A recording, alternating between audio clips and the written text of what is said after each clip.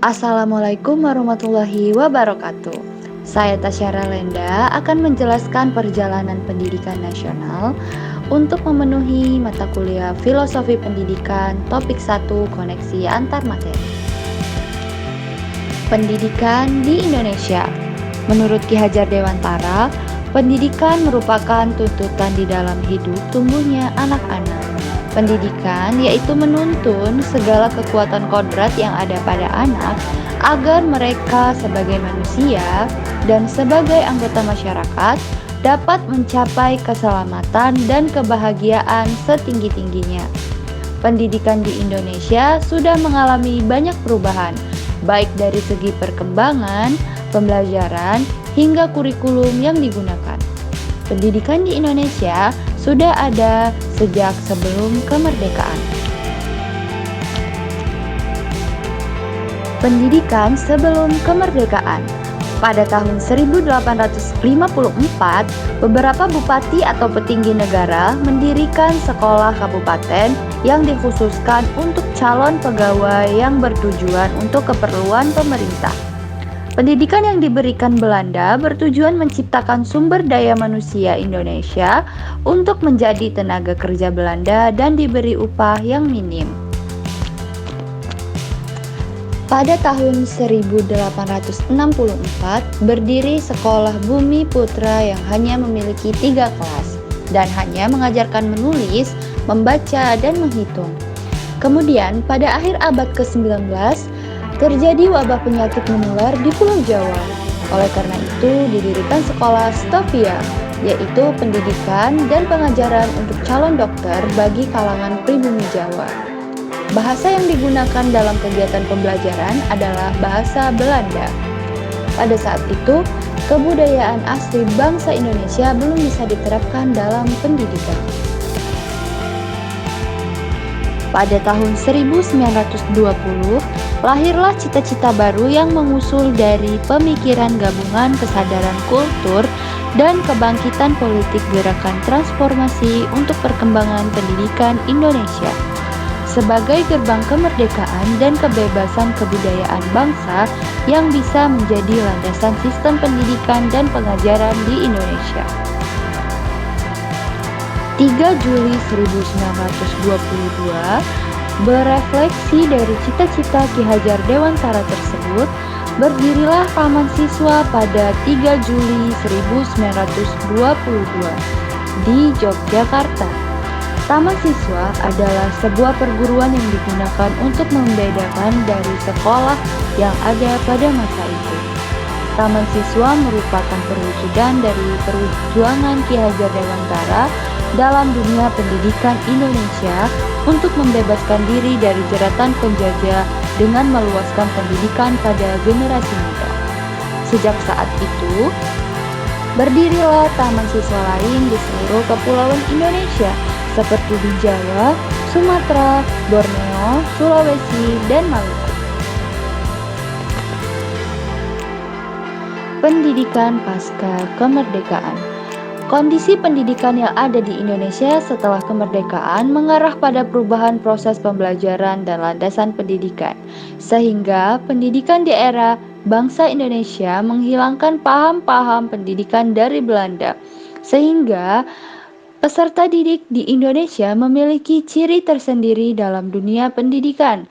Pembelajaran dilaksanakan dengan menambahkan berbagai budaya bangsa Indonesia yang dapat diwariskan ke generasi selanjutnya. Kemudian, pendidikan di Indonesia pada abad ke-21 menjadikan abad globalisasi. Pada saat itu, pembelajaran tidak terfokus pada kebudayaan saja, akan tetapi juga berfokus pada sikap berpikir kritis dan pemecahan masalah, kecakapan komunikasi, kreatif dan inovatif, serta kolaboratif atau kerjasama.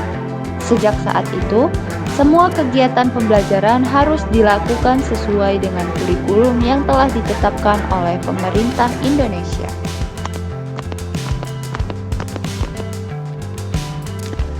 Kurikulum yang berlaku di Indonesia. Yang pertama, Rencana Pembelajaran 1947, yang kedua, Rencana Pembelajaran Terurai 1952, Yang ketiga, Rencana Pendidikan 1964. Yang keempat, Kurikulum 1968. Yang kelima, Kurikulum 1994. Yang keenam, Kurikulum Berbasis Kompetensi atau KBK 2004. Yang ketujuh, Kurikulum Tingkat Satuan Pendidikan atau KTSP 2006. Yang ke-8, Kurikulum 2013. Yang terakhir yaitu Kurikulum Merdeka. Adaptasi pemikiran Ki Hajar Dewantara. Terdapat banyak sekali pemikiran Ki Hajar Dewantara untuk kemajuan pendidikan Indonesia. Salah satunya yaitu prinsip Tuturi Handayani. Tuturi Handayani menjadi semboyan yang diimplementasikan dalam sistem pendidikan nasional yang digunakan saat ini. Isi dari semboyan tersebut yakni Ing Garsa Suntulada, Ing Madya Mangun Karsa, Tuturi Handayani. Di depan memberi teladan atau contoh, di tengah memberi atau membangun cita-cita, dan di belakang mengikuti atau mendukung. Kurikulum Merdeka. Esensi dari Merdeka Belajar yaitu kebebasan berpikir yang ditunjukkan kepada peserta didik dan pendidik, sehingga mendorong terbentuknya karakter jiwa merdeka karena peserta didik dan pendidik dapat mengeksplorasi pengetahuan dari lingkungan. Menurut Ki Hajar Dewantara, pendidikan akan memerdekakan manusia dari aspek lahir dan batinnya. Melalui pendidikan, manusia dididik melalui otonomi berpikir dan mengambil keputusan martabat serta mentalitas demokrasi. Pemikiran Ki Hajar Dewantara tersebut diimplementasikan pada kurikulum saat ini yaitu Kurikulum Merdeka. Kurikulum Merdeka bertujuan untuk menciptakan pendidikan yang menyenangkan bagi peserta didik dan pendidik, serta menekankan pada pembelajaran dalam pengembangan aspek keterampilan dan karakter peserta didik sesuai nilai-nilai bangsa. Pembelajaran yang berpusat pada peserta didik diharapkan dapat mewujudkan peserta didik berkarakter profil pelajar Pancasila, di mana terdapat 6 dimensi profil pelajar Pancasila. Refleksi tentang perjalanan pendidikan nasional. Setelah saya mempelajari topik 1, saya memperoleh pengetahuan dan terdapat perubahan yang saya alami. Yang pertama, saya mengetahui sejarah pendidikan Indonesia dari sebelum merdeka hingga setelah merdeka.